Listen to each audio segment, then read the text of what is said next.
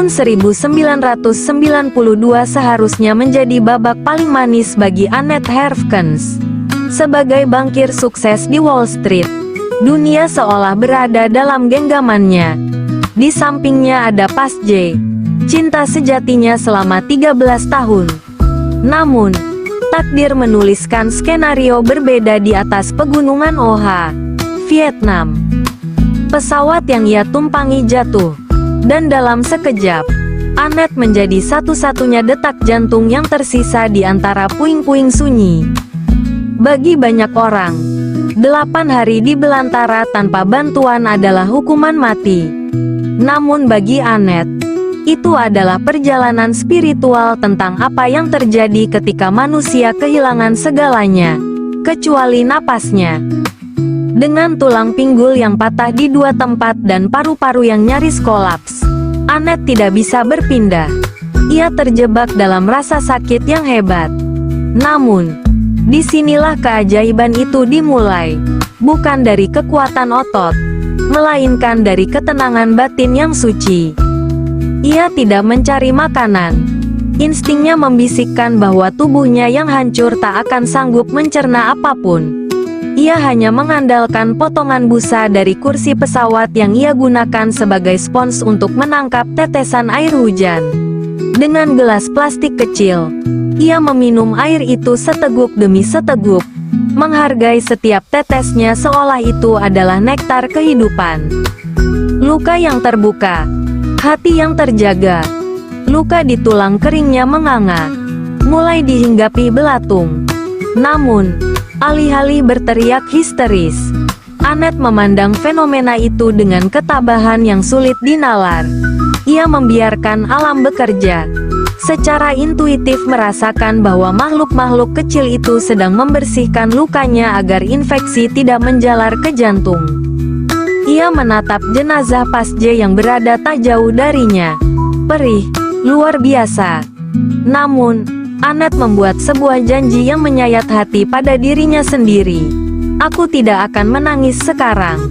Ia tahu, setiap tetes air mata yang jatuh adalah cairan tubuh yang berharga yang ia perlukan untuk bertahan hidup. Ia memilih untuk menyimpan dukanya, membungkusnya dalam doa, agar ia bisa tetap terjaga. Alih-alih meratapi nasib di bawah bayang-bayang puing pesawat, Annette memilih untuk jatuh cinta pada hutan. Ia memusatkan pandangannya pada hijau kanopi yang bergoyang ditiup angin dan mendengarkan simfoni burung-burung liar. Ia masuk ke dalam keadaan meditasi yang dalam, menghitung setiap napasnya.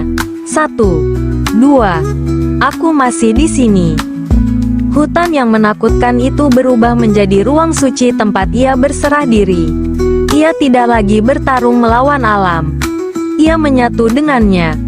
Fokusnya bukan lagi pada kapan penyelamat datang, melainkan pada keindahan momen ini.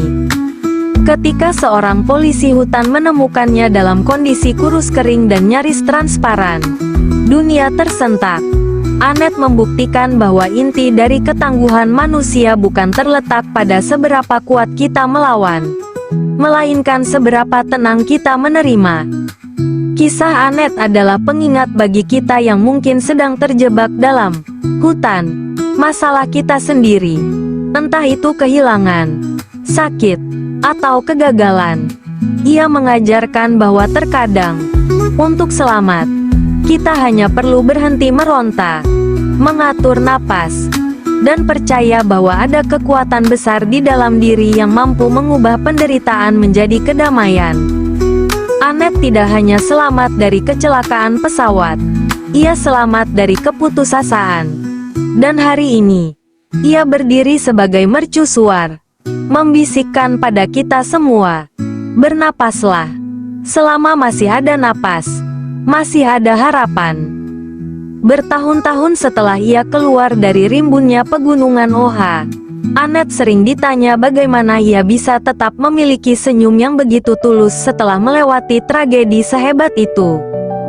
Jawabannya selalu sederhana, namun menggetarkan nurani. Kita seringkali merasa takut akan hari esok, takut akan kehilangan, atau takut pada rasa sakit.